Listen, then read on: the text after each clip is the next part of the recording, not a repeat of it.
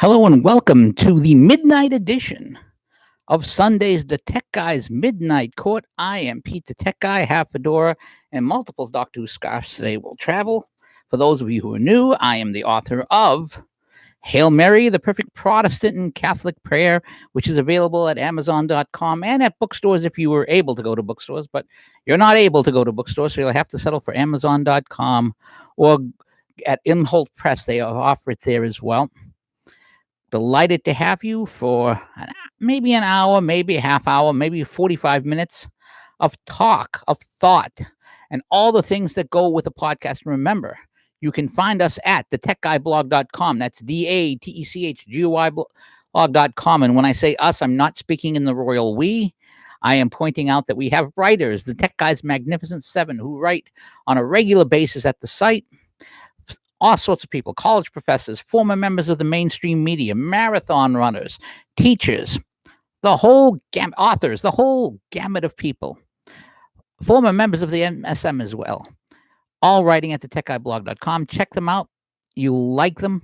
You can also find me at WQPH Radio, 89.3 FM, Shirley Fitchburg. I host Your Prayer Intentions every Saturday at noon. And remember, you can send your prayer intentions, leave comments to this on this podcast with a prayer intention or just private.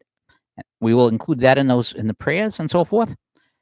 And you can, of course, find me here on Twitter at the Tech Guy Blog, at YouTube at the Tech Guy Blogs channel and so forth.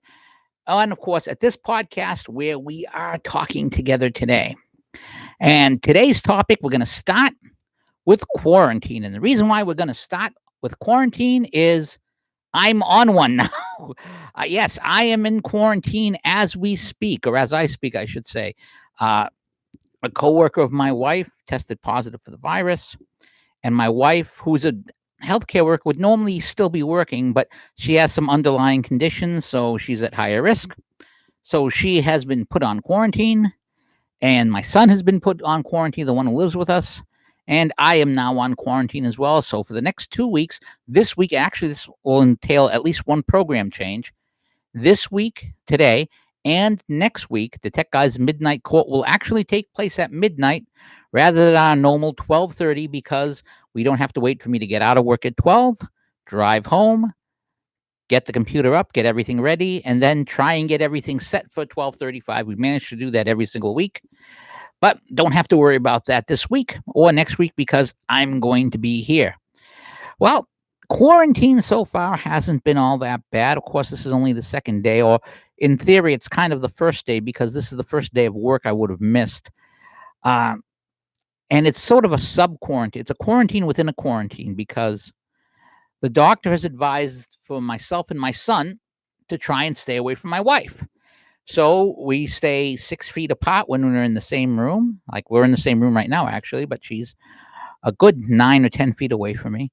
Most of the time we stay in separate rooms. I'm sleeping in a different spot. We're using separate bathrooms. We're avoiding physical contact, but we still look at each other and we like each other. I mean, it'll be 32 years next week. We're going to be quarantined together for our anniversary, which is probably not how we planned on spending our anniversary.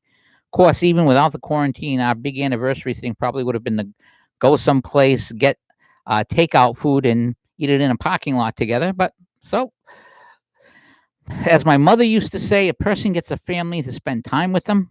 She was big on spending time with her family. Her thought was, if you're going to have a family, you might as well spend your time with them.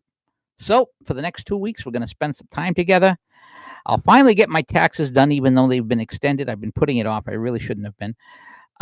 We've been cooking dinners a lot. I generally don't have time to cook dinner as we used to, but I'm cooking a little bit. My son, who is a better cook than me, he cooks very good. We've been having dinners, although, of course, we're not even eating dinner together. We're kind of eating it separate. Luckily for us, and, when it comes down to quarantine, I'm lucky compared to some others. Of course, the three of us are quarantined together, so I have company. I have a house. It's not a huge house, but it's big enough that we can be in different rooms and so forth and still be comfortable. I have my oldest son who lives at a different part of town, who is not quarantined, which means that he can drop off groceries in the backyard or on the back porch and so forth. So he's able to run an errand or two for us, which is very nice of him. And hopefully we won't impose upon him too much. We've got enough in the house that'll last us for the 2 weeks. Hopefully, symptoms won't come. We've got temperatures are being checked to make sure, because fever is the main thing to watch out for. So we're gonna be sitting tight. I'll be playing my baseball game. I'll be writing. We'll doing other things, doing my normal prayers and so forth, as the quarantine goes on. But I have to tell you that I really feel, now that I can't go out. I mean, I can go in the backyard and we can put out the trash and so forth. But I really feel for people who are living in a tight city, like a place like New York. And if you're living in a place like New York, if you're forced to go into quarantine, what if you've got just a small apartment? What if you've got what if you have no family to have company with? What if you don't really have the space to do things? What if you have to get all takeout and so forth? What if you're not prepared with certain things? It can be a real, real struggle. And you have to feel for people in that situation. And I look at my own situation under quarantine, and I think how lucky I am. And of course, there was always a chance that they wouldn't quarantine us, but I know at work people would get nervous. Your wife's under quarantine and you're working, people are going to get nervous. I know my son works in a grocery store and is around meat and cutting meat, so they're not going to, they want no part of him over there right now. And of course, this is the week that the Surgeon General and the president has said is going to be a tough week. It's going to be a bad week for the coronavirus. And along those lines, I want to mention a piece that Robert Stacey McCain wrote at his site. And Stacey McCain writes very, very well. And his piece, which you can find at theothermccain.com, and he's called, for those of you who don't know, he's called The Other McCain because he was a distant relation of Senator John McCain, very distant in terms of their politics to some degree. And this is the Stacey McCain piece. It's titled Coronavirus Myths, in quote, and Real Numbers. The stated purpose of the stay-at-home order and social distancing guidelines was to, quote, flatten the curve of the coronavirus pandemic to prevent a sudden surge of hospital cases that would exceed the available resources. Slowing the spread of the disease, however, does not mean that widespread infection can be permanently avoided, nor does it mean that anyone is, quote, safe from COVID-19. For example, the state of Minnesota has reported only 789 coronavirus cases in a population of 5.6 million, which is 14 cases per 100,000 residents. Compare that to New York's 530 cases per 100,000 residents. You can see that Minnesota is relatively, quote unquote, safe. But over the next few weeks, even with policies to flatten the curve, the number of Minnesota's cases will increase. So it would be wrong to think that you as an individual are, quote unquote, safe from coronavirus merely because you live in a region with a relatively low infection rate. This is relevant to discussions of how and when America will be able to go, quote, back to normal. Our family, this is Stacey McCain's family, is currently attending church via video conferencing software. Actually, we did the same for Sunday Mass. We were watching the live stream from Marytown, which longtime readers of the site might recall. I was there when my book was first published, and we did some interviews. Went back, a great interview with the Father Antonio there. If you go to the WQPH website, you'll see one of our shows with that interview. Spectacular interview. You'll also find the video on YouTube. Can't recommend it enough. Great, great interview with a great, great priest. But I'm digressing. Back to Stacey's piece. There's been a lot of noise in the media about Republican governors in some states being reluctant to impose statewide stay-at-home orders and people in rural America failing to following social distancing guidelines. Supposedly, this is their result of believing in myths that they are somehow safe from coronavirus. But because I'm not a mind reader, I cannot presume to know what people believe.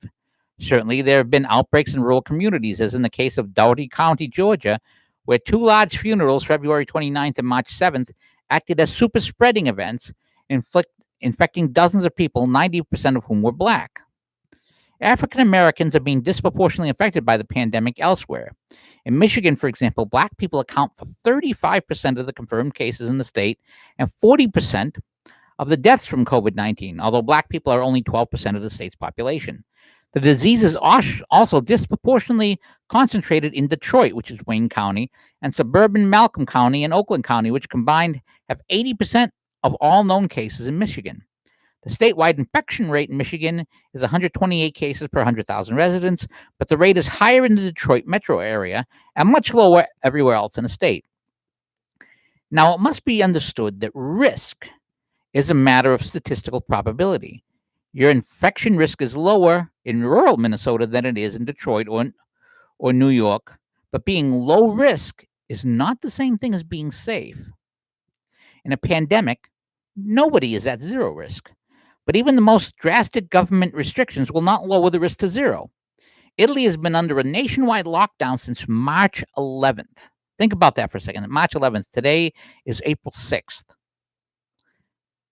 Friday, they reported 4,585 new COVID-19 cases, and that's good news because the daily number of new cases has declined 30% since March 21st, when Italy reported 6,557 new cases. So after 3 weeks of lockdown, Italy has already flattened the curve, i.e., the number of new cases has already peaked. But they're still reporting thousands of new cases daily, and people continue to die. That's simply the reality, and nothing we can do in the United States will prevent our outbreak from following the same trajectory. And let's also remember that the United States is one of the most populous countries in the world. So we're going to get an awful lot more cases than in Italy or Spain and so forth. And New York is one of the biggest cities in the country with people concentrated, so they're going to get a ton of cases. That's just the way it is. That's not going to change. We can flatten the curve, but that's just the way it is. Now back to the piece. That's simply the reality, and nothing we can do in the United States will prevent our outbreak from following the same trajectory. Once we have passed the crisis point, once the outbreaks in New York, Detroit, and other danger zones have passed their peak, straining available medical resources, it's not as if we will then return to a condition of safety. The pandemic will run its course, and a certain number of people will die because the death toll for May is pretty much already baked into the pie, so to speak. Once you've imposed the most drastic lockdown measures, there's really nothing more you can do in terms of flattening the curve. But at some point, the pandemic will peak, reaching the apex, as New York Governor Cuomo repeatedly says in his daily briefings, and then you should be prepared to begin a return to normal. Italy has already passed its apex, but the hospital system is still overwhelmed, and they're still recording more than 700 COVID-19 deaths daily. Media keep reporting the cumulative number of coronavirus cases and the cumulative number of deaths, but these numbers are not the most relevant statistics in terms of the apex crisis that Cuomo and others are so concerned about. What matters most are A, the trend in the number of new cases reported daily, and B, the number of patients requiring hospitalization. As I've mentioned, and I being Robert Stacey McCain since I'm reading his piece, 87% of known coronavirus patients in Florida have never been hospitalized, and less than 2% of the patients have died. This is important in terms of dealing with the crisis from a public health perspective. If someone gets the virus, experiences only mild symptoms, and recovers without ever being treated in the hospital, that person is counted statistically as a coronavirus case, but has not placed any extra burden on the hospital system. Dr. Scott Gottlieb produced this chart of Florida's COVID-19 outbreak, and you can find that chart at theothermccain.com. What you see is rather astonishing increase in the number of known cases, more than quadruple in a single week, but a much lower curve in the number of hospitalizations and deaths from the pandemic. Why is this? It's because Florida has been testing thousands of people daily. Just in the past 3 days, April 1st to 3rd, Florida tested 34,724 people for COVID-19. More testing means more new cases being identified, but the number of hospitalizations is rising much more slowly. As of Friday, Florida had 1,386 patients hospitalized with coronavirus, which is only 12.5% of the total number of known cases in the state. The total number of COVID-19 deaths in Florida was 191 as of Friday, which is 1.7% of the total cases. So far, at least, the coronavirus pandemic has not impacted Florida as anything like the impact of New York or Michigan, and 58% of Florida's cases are in 3 counties, Dade, Broward, and Palm Beach, with 28.5% of the state's population. On the southeastern coast, the pandemic has had a much less impact in places like Polk County, Lakeland, where there are only 138 cases and a population of 668,671 people, and Volusia County, there are only 100 which is Daytona, where there are only 129 cases in a population of 527,634. I have a friend who lives in that area. I really should call him because he's an elderly fellow, although in great shape. Given this differential in the risk level, why should folks in Lakeland and Daytona be under the same lockdown regime as people in the danger zones like Miami and West Palm Beach? Look at Friday's numbers, and he has a set of numbers here that I'm going to read you very quickly.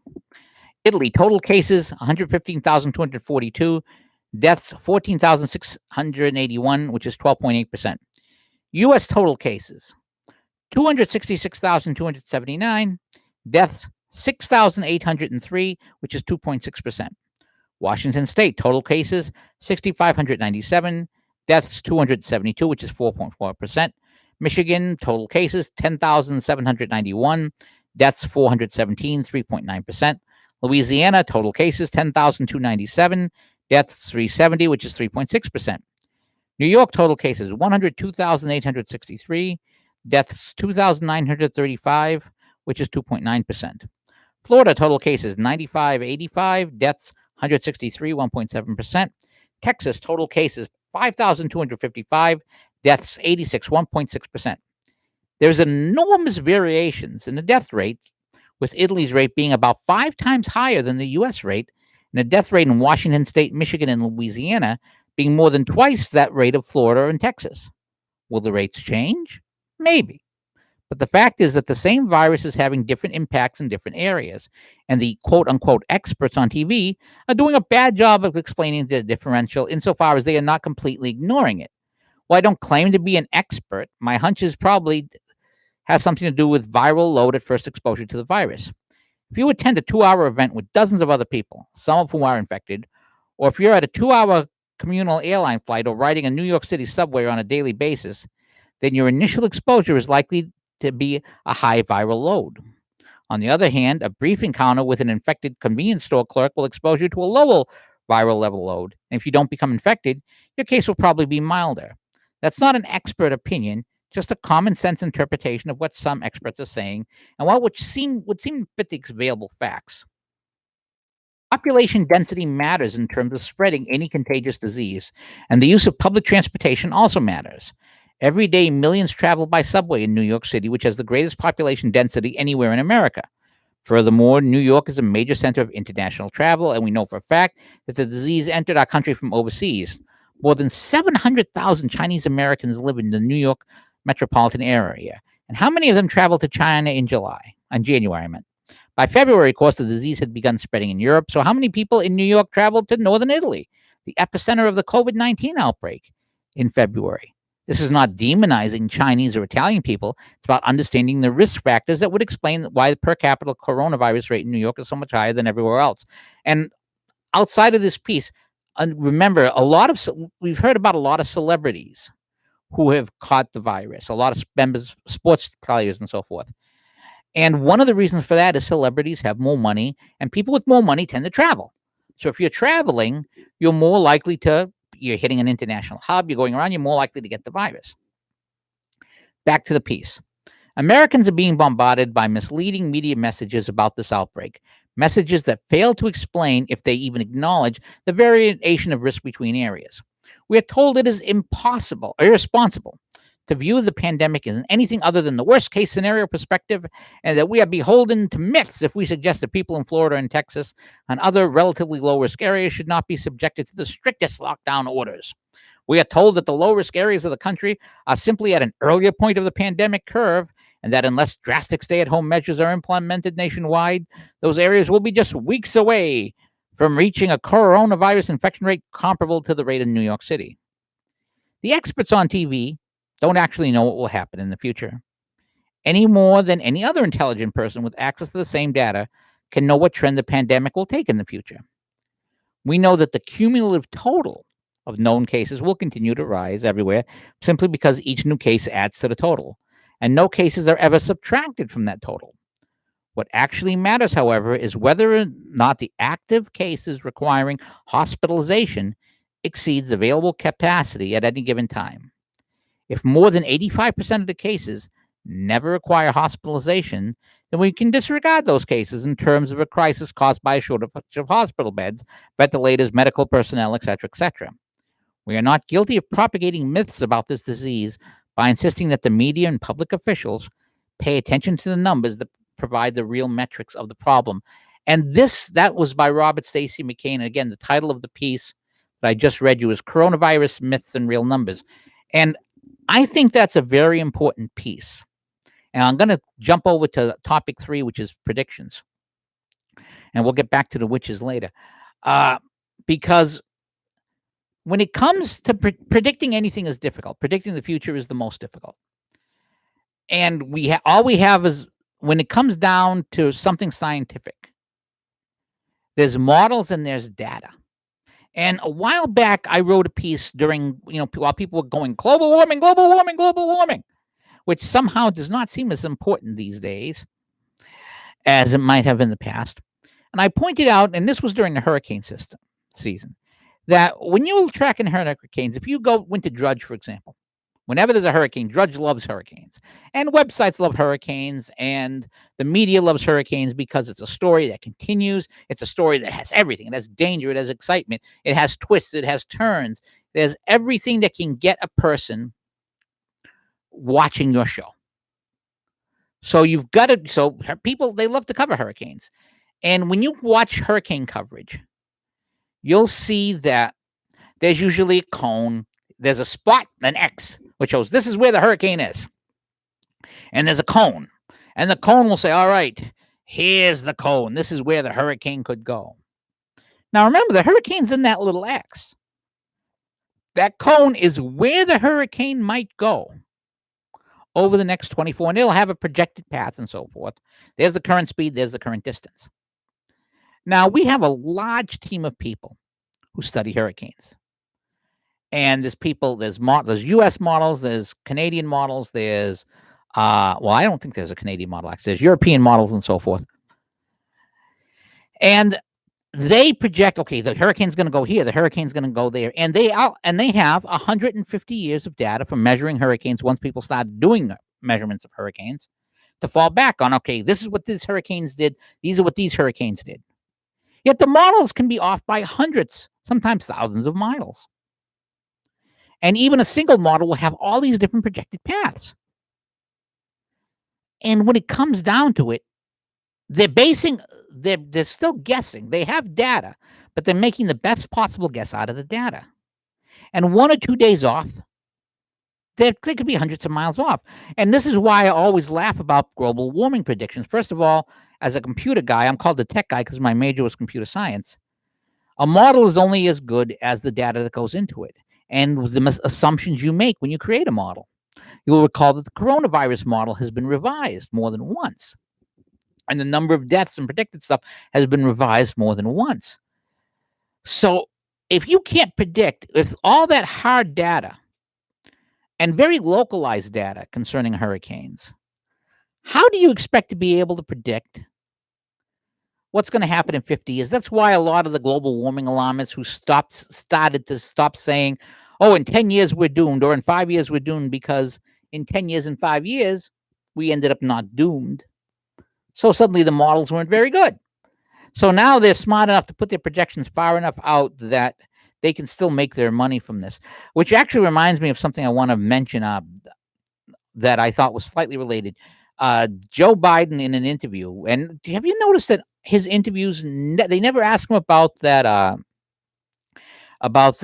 person, the woman who claims that he digitally penetrated her?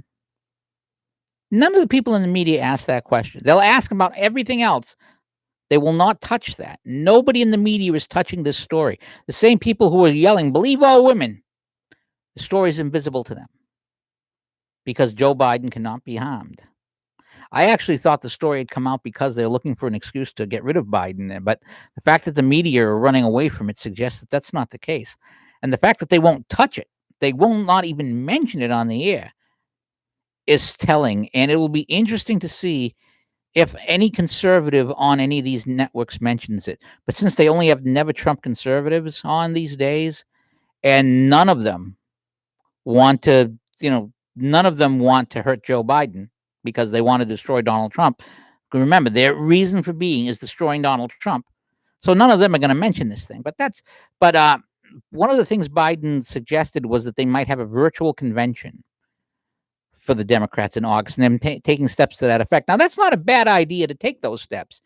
By August, we're probably going to be okay, and they can have their convention, but it doesn't hurt to have the infrastructure there. But if that infrastructure is there, then our global warming friends can use it. Instead of having big conventions, flying with their private jets, and feasting on caviar and good meals and expensive steaks, they can teleconference from wherever they are because they really care about the environment. And if they really cared about it, if that's all of the stuff had been real, they would do it. But the point is that I was making from all this is data. You have real data.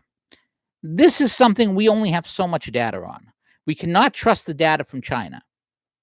We cannot trust the data from anywhere. The only data we can trust is the data we get ourselves, because the Chinese have proven to be unreliable, which is not a big surprise if you have any familiarity with communism. But if you're the media and your existence totally is to destroy Donald Trump, then that thought doesn't enter your mind, because the only thing that matters is whatever harms Donald Trump. So predicting what's going on has been tough. And we've seen Dr. Fanucci and some of the others be hit for poor predictions. And when it comes down to it, though, I'm sorry, what did you say, Val? His name is Fauci. Fauci. See, Fanucci is a fudge. Fanucci is a fudge, and Fanucci was a character in the movie Oscar, the Fanucci brothers. Very funny movie, Oscar. If you're in quarantine, watch the movie Oscar. Sylvester Stallone, Kirk Douglas, lots of stars in it. Marissa Tomei. It's a great movie. It'll make you laugh. But that's why, my wife gets me right. So what's that pronunciation one more time? Fauci. It's Fauci. So Dr. Fauci said early in January, well, I don't think this is going to be a big thing. And the Surgeon General was saying, the risk from coronavirus is high, low, flu is high, get your flu shot. Now, I didn't get a flu shot, by the way. I reacted poorly for my first flu shot, and I've stayed away from them since. My wife always gets a flu shot. But the point is, people are being attacked for that. And the thing is, you don't know what you don't know until you know it. Now, the president, from the data he had, decided that, let's shut down things in China. And Joe Biden was very much against that until recently, which is now he's for it. And now he's criticizing the president for not doing it sooner. And the same people who were spending all their time on impeachment in January are now hitting the president for, he didn't react fast enough. People are dying. You have the media actually saying, is there blood on Donald Trump's hands because he didn't move faster? And all of this is because they're trying to rewrite history to favor themselves. And fortunately, we live in an age when that history is well known. And a great source, there's a great piece at the Federalist by Cleta Mitchell, her piece is titled, "The Real Coronavirus Chronology Shows Trump Was on Top of It While Biden Was Mocking the Danger." And I want to read you this piece. And again, I'm not so much going to criticize the Democrats in January for not taking the virus as seriously as they should have, because, there was a lot of things we didn't know. But their reactions weren't about because they didn't really think the virus was serious. Their reaction was all about hitting Trump. Any reaction and if you want this illustrated, go back and read my piece or see my podcast about the letter to CNN to Sean Davis. It's a rewrite of Lincoln's letter to Horace Greeley concerning slavery and the Civil War. Everything they've done is basically, it's all about trying to beat Trump. They could give a damn about the coronavirus, about how it acts. All they care about is beating Trump.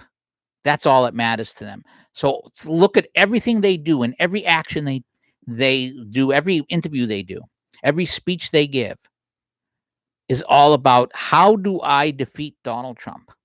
That's it. But anyways, this piece over here, the real coronavirus chronology shows that Trump was on top of it while Biden was mocking the danger. No media, Nancy Pelosi false narratives, or phony Joe Biden campaign ad can change the truth about the real chronology. And this is again by Cleta Mitchell. The leftist national media increasingly reports that the spread of coronavirus is, President Trump's fault. House Speaker Nancy Pelosi, always good for the most incendiary and least helpful comments in any situation, said on Sunday, this was last Sunday, the president, his denial at the beginning was deadly. Then, in Joe Biden's latest effort to be relevant, the campaign released an ad attacking President Trump for not being sufficiently responsive to the threats of the coronavirus from the beginning. Here's a key fact. In the beginning, China lied, people died.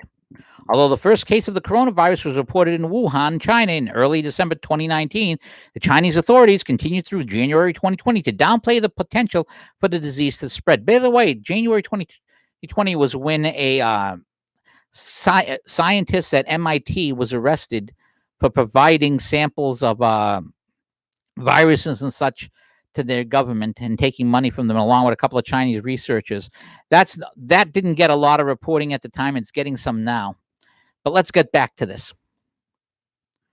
The World Health Organization, WHO, reinforced China's falsehood, saying on January 14th that, quote, preliminary investigations conducted by the Chinese authorities have found no clear evidence of human-to-human transmission of the novel coronavirus 2019 nCoV identified in Wuhan, China, unquote. This was 5 to 6 weeks after the opposite was confirmed to be the case in Wuhan. Biden's supposed chronicle of Trump's administration's failures derides the president's statement on January 22nd, saying, we have it totally under control. It is one person coming in from China. What's actually happening in the United States on January 22nd? It was one person coming from China. And the U.S. Centers for Disease Control, CDC, had yet to confirm human-to-human spread of the virus. So what did he know, and when did he know it? Well, on January 17th, the CDC and Department of Homeland Security, DHS, announced that American citizens returning from travel-restricted countries were being rerouted to specific airports where they would be screened and isolated. CDC on that day also stated that, quote, based on the current information, the risk from 2019 nCoV to the American public is currently deemed to be low. Japan, South Korea, and Thailand reported their first cases of the novel coronavirus on January 20th. On the 21st, the first case of the coronavirus in the United States was reported of a man who had traveled from Wuhan, China. That is the case that President Trump referred to the next day. The Biden ad skips from January 22nd to February 27th, ignoring critical developments during that period. January 24th, the CDC confirmed the second U.S. case of coronavirus, adding that based on what we know now, the immediate risk to Americans remains low. January 28th, the WHO published another statement about the coronavirus with a photograph and headline saying, quote, WHO China leaders discussed the next steps in battle against coronavirus outbreaks. Pictured WHO Director General Dr. Theodorus Adhanom, I can't pronounce this name, I'm not even going to try to, in Beijing with Chinese President Xi Jinping. According to the release, the, quote, the WHO delegation highly appreciated the actions China has implemented in response to the outbreak, its speed in identifying the virus, and the openness in sharing information with WHO and other countries. Think about that. On January 28th, the WHO praised China for its speed and openness in dealing with the virus. The same day, President Trump expanded U.S. airport screenings to identify travelers showing symptoms and instituted mandatory quarantine. So Trump saw something, and WHO ignored something. And that was me saying that line. On January 30th, the WHO declared a global health emergency of international concern. On the 30th, the CDC confirmed publicly for the first time the person-to-person spread of the Wuhan virus and applauded WHO's decision. That day, the president created the White House Coronavirus Task Force to coordinate efforts regarding the new disease. Think about that, January 30th. You might recall that January 30th was impeachment time.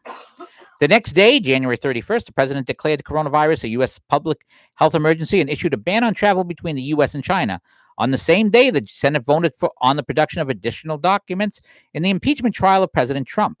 Campaigning in Iowa that day, Biden criticized the president's China ban, saying during an Iowa campaign event, quote, this is no time for Donald Trump's record of hysteria and xenophobia, unquote. February 4th, the White House directed the U.S. Food and Drug Administration to step up coronavirus diagnostic testing procedures. February 5th, the CDC issued a public statement saying, quote, while we continue to believe the immediate risk of corona exposure to the general public is low, CDC is undertaking measures to keep that risk low. On the 18th, they reaffirmed that the risk to Americans from coronavirus is low. On the 20th, the administration raised travel warnings to the highest level for Japan and South Korea.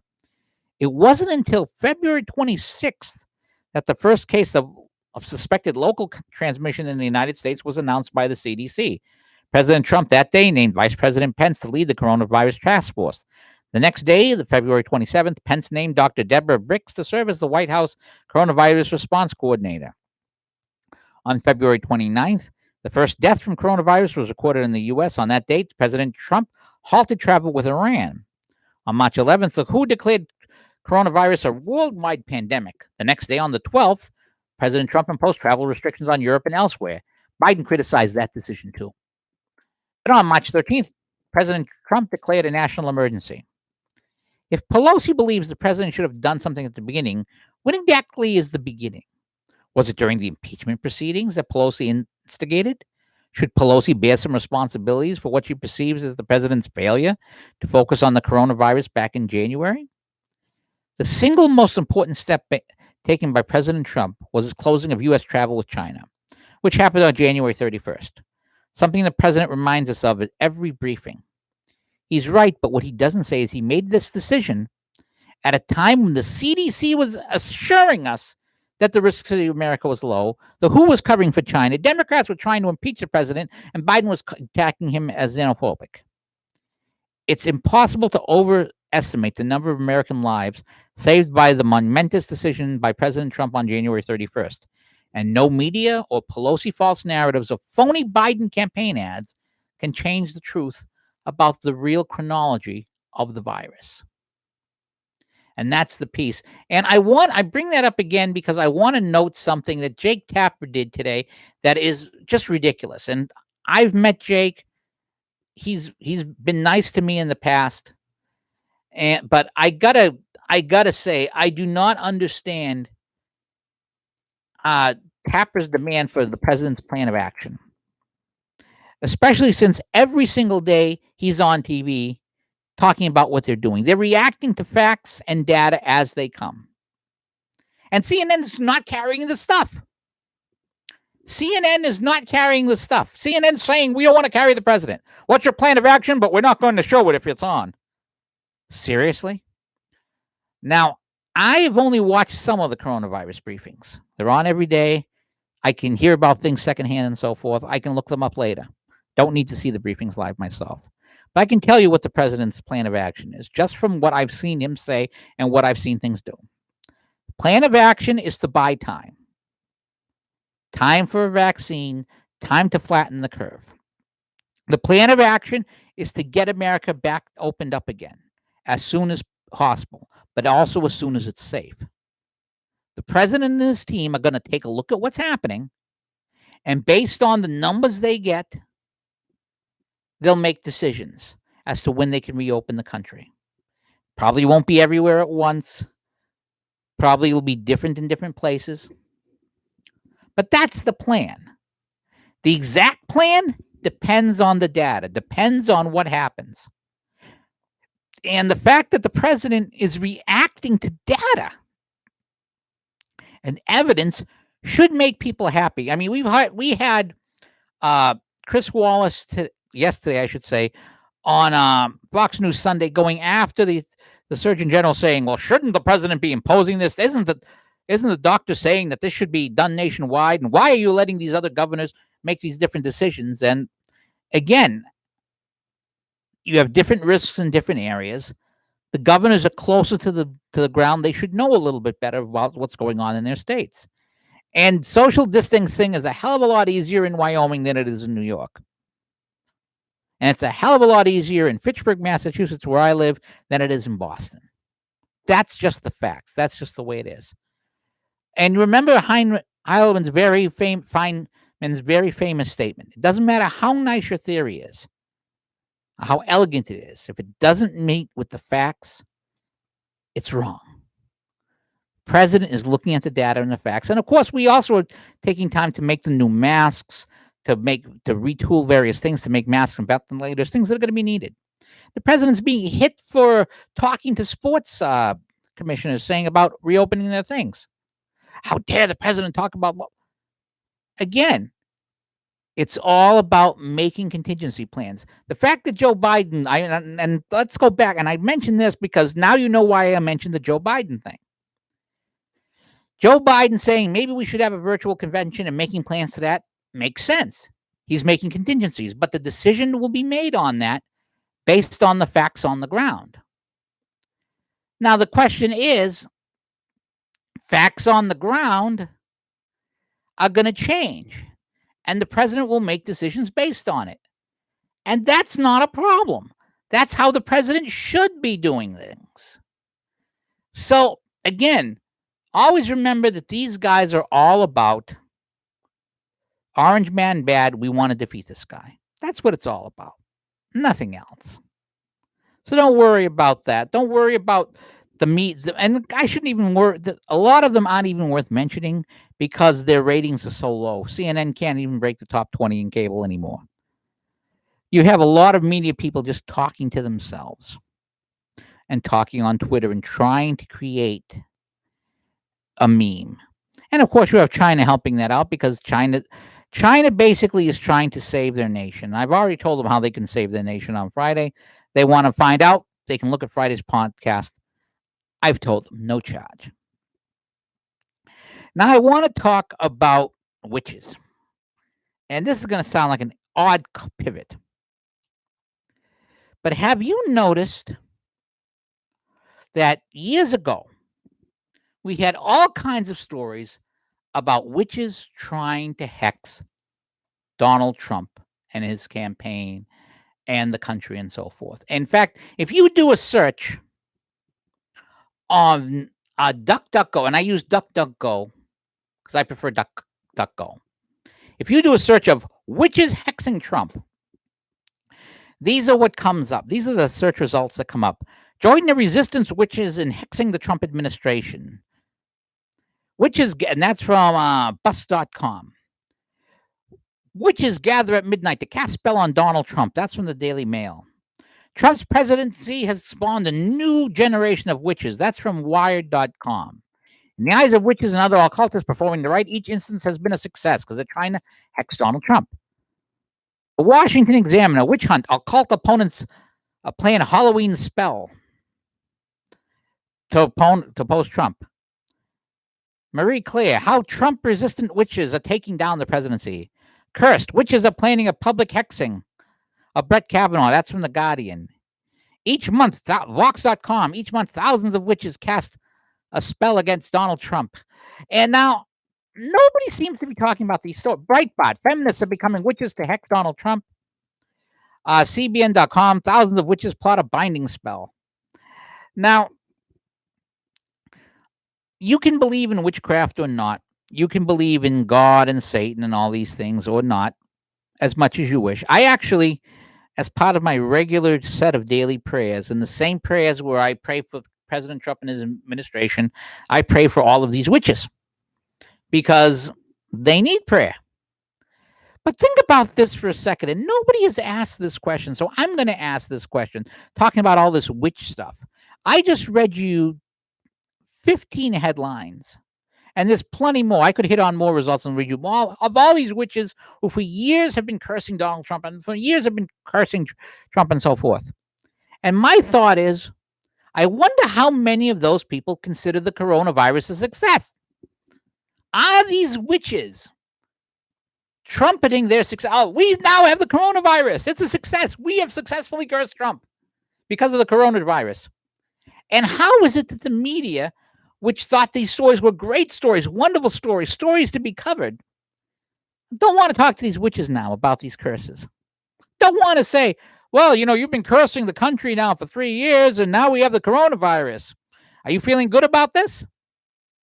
I think that'd be a great question for an interview. I think it would be an interesting question to ask these witches.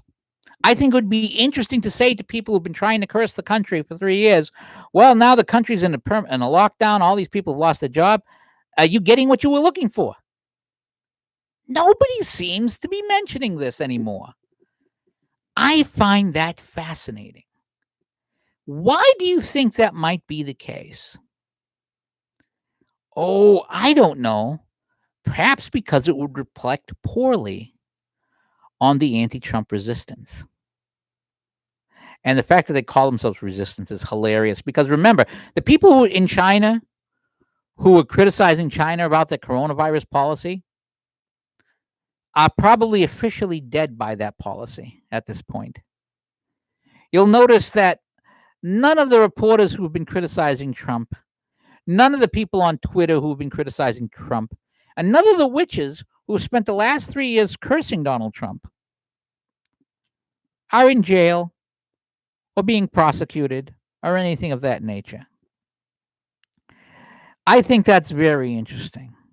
And I think all of this is interesting. And it reflects the way the media looks at the world. Now, again, we talked about predictions earlier in the show, and the hardest thing to predict is the future. I'm going to make a prediction right now. I'm going to predict that it does not matter that Trump and his team are following the evidence. It does not matter that eventually the curve will flatten, and that probably by the end of this month, this is only April 6th, I'm betting that by the end of this month, things are going to be fine.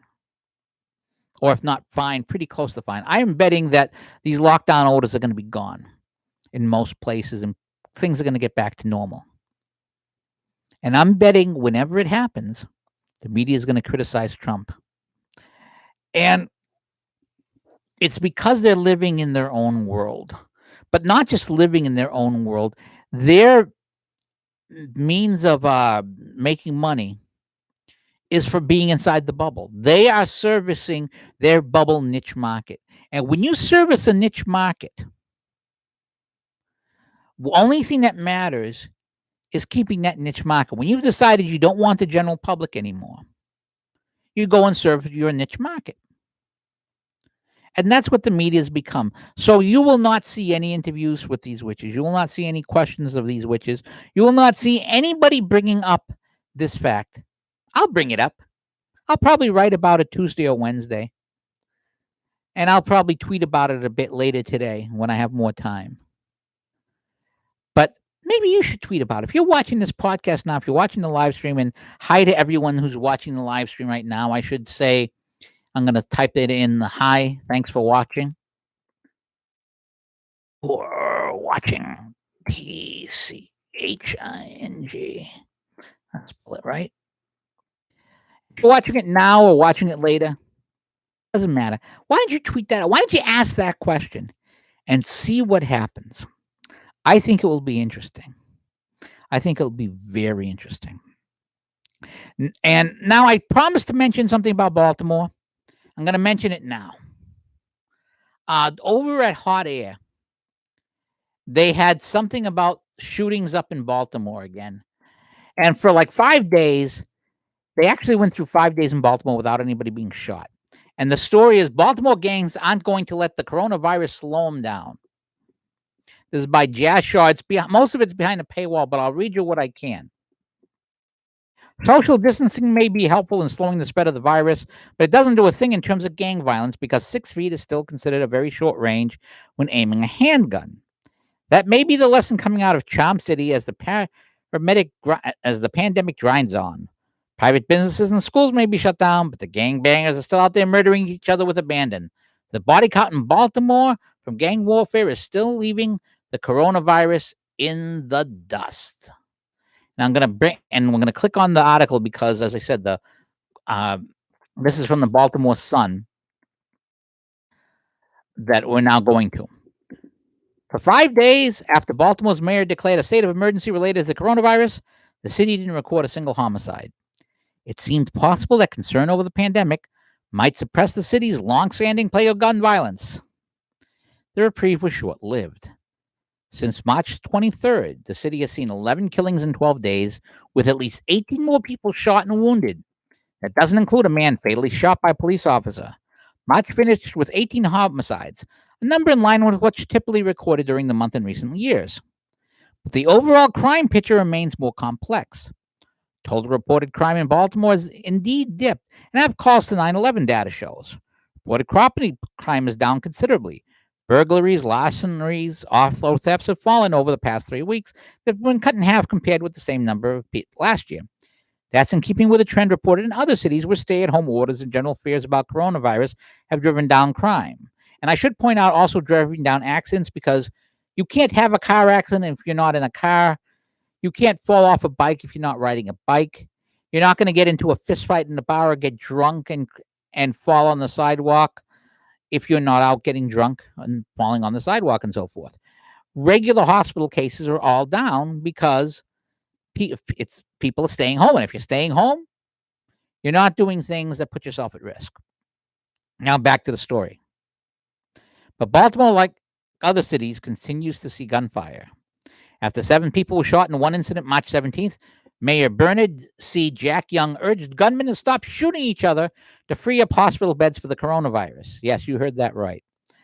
The violent crime is declining, though some categories actually rose in the middle of the month. Baltimore has a persistent problem with robberies. U.S. Attorney William P. Barr in December called the city the robbery capital, and even a 21 week over week decline is that category. Still saw 64 robberies across the city for the week ending March 28th. This makes sense if you have stuff that's being driven by drug dealing, and people who are buying drugs have to rob to get the money. Quote, it's a very challenging arena, Deputy Commissioner for Operations Michael Sullivan said in an interview. We talk about changing the culture, and the culture of violence out there doesn't change because of a pandemic. The coronavirus effect could be associated with reducing crime, or also competing with factors that sometimes contribute to crime. Skyrocketing joblessness, rising temperatures, and children out of schools. The coronavirus and stay-at-home orders have tamped down on crime in New York, Chicago, and St. Louis, said Richard Rosenfeld, a criminal justice prosecutor at the University of Missouri St. Louis. He noted Italy, devastated by the virus, has seen street crime plummet. I mean, you can't pickpocket people who aren't there. It's very hard to pickpocket a person from their house. Quote, crime continues to conforms to activity patterns in the population. As routine activities are disrupted, crime rates change. Fewer people on the street means fewer targets for robberies and larcenies. More people at home means lower rates of residential burglary because burglars try to avoid occupied houses. And frankly, if you're a thief and you got to rob someone, if everyone's trying to keep somebody 6 feet away and someone's starting to move towards you, you get suspicious. Daniel Webster, director of the Johns Hopkins Institute for Gun Policy Research, said that while some of Baltimore's violence might be attributed to the drug trade, it's often over simple beefs. In part of the city, violence has become an accepted way of settling those disputes. It's a quote, it's a complex set of circumstances that lead to shootings, he said. The question will be, how much will they be interacting with one another? That seems a little less clear. One of the most recent killings took place Thursday during the morning rush hour in the parking lot of a Hawk Heights carryout. Days earlier, a sleeping family in the northwest Baltimore Cross County neighborhood awoke around 3:30 to 4 masked gunmen demanding, where's the money? One man had climbed through an unlocked kitchen window and let the others in, according to police. They stole cash, cell phones, and car keys. Sullivan, the deputy commissioner, said there's a citywide trend of such overnight home invasions. Arrests have plummeted as well. According to police data, there were 188 arrests during the week ending March 28th, compared with 428 during the same period last year, 58% drop. For the month, arrests were down 28% compared to the same period last year. We've asked our officers to really weigh the actions they take versus the public harm that's actually incurring. We don't want them to unnecessarily expose themselves, but we do need to engage and encourage social distancing. Maybe it's just me, but I don't think I'd want people to social. I mean, it's one thing to social distancing, but if you're the police, you don't social distance from the robbers. So there's a little more to the piece, but I'm not going to read it because we're just about done today. But the point is that people remain who they are in a time of crisis.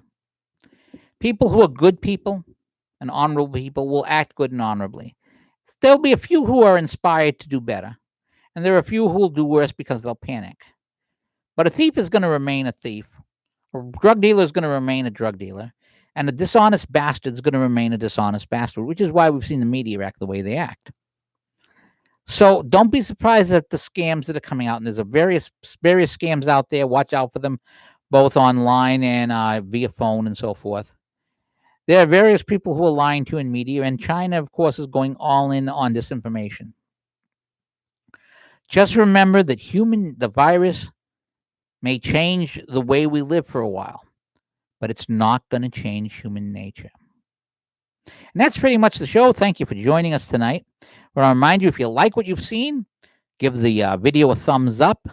Consider subscribing on YouTube. I need a couple hundred more subscribers to get to 1,000. Once it's 1,000, then I can monetize the channel a little bit, which would be nice. Also, if you really like it, consider hitting the tip jar. The reason we started this podcast was to get a few more hits on the blog at thetechguyblog.com, and our goal is to get about 180 to 200 more a month in tip jar hits. So far, last month we managed to do that. This month we've started on the way. So any help there is very much appreciated. Well, we will see you again Friday morning, 9:15. I'll be here promptly. Be looking forward to seeing you there too. Until then, this is Pete the Tech Guy, author of Hail Mary, the Perfect Protestant and Catholic Prayer, available on Amazon.com, saying that the Tech Guy's Midnight Court for April 6th, 2020 is now adjourned. See you later, guys.